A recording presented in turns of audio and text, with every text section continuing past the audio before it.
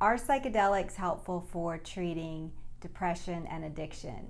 That is the question I want to answer for you today. First of all, I want to say this is not medical advice. I'm not diagnosing or treating. I am a nurse practitioner, but the purpose of this is to provide you with some information so then you can continue to figure out if this could be right for you.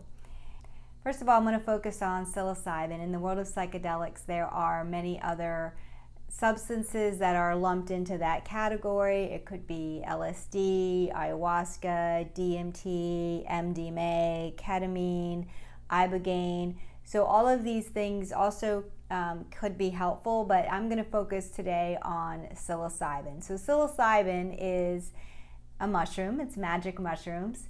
And maybe you've had an experience with it in college, or maybe you've been afraid to experiment with it, but you have been reading about the research that's been done.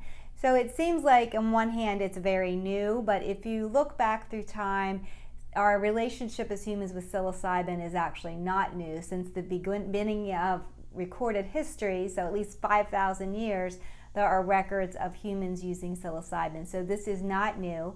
And even in our most recent history in the United States, especially in the 50s and 60s, up until it was made illegal in the 70s, it was actually used very effectively to treat depression and addiction. So it's kind of new, but it's not really new.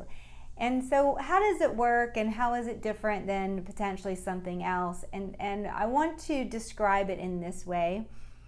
If you think about your nervous system, think about your body as an instrument. And all of us, from the minute we're born until right now, we've been adjusting and adapting to the environment, and we've been adjusting our instrument to the relationships, to the people around us. And for some people, that adjustment, even though we put a lot of labels on it, gets labeled as depression and then sometimes as addictive behaviors. But I think if we can look at all of those things as adaptations, now they're probably adaptations we don't like, and they could be adaptations that are creating a lot of problems in our lives, but there's still, at one point in our physiology and our nervous system, that adaptation was the best possible option given the options at the time. So what psilocybin does is you can think of it like a tuning of the instrument, or think about if your body was a computer and you could take it in and get it reset to factory settings. So all of the adaptations that your nervous system has had to put into place since the time that you were born, you're able to get a break from those. So it's like a reset of the nervous system.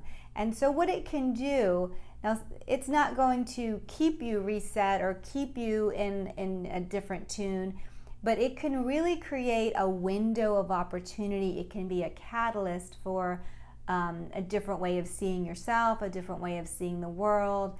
And that catalyst, that change, it's like a doorway, can open a doorway where that doorway was kind of nailed shut, slammed shut. You maybe didn't even know the door was there, but it shows you the door, it opens the door, and then with the right preparation and integration, which I'll talk about in a different video about the importance of preparation and integration, it can be a very powerful catalyst for really being able to function differently. And when you're doing that, then these adaptations that you were labeled depression and addiction are no longer necessary because you have access to a different adaptation.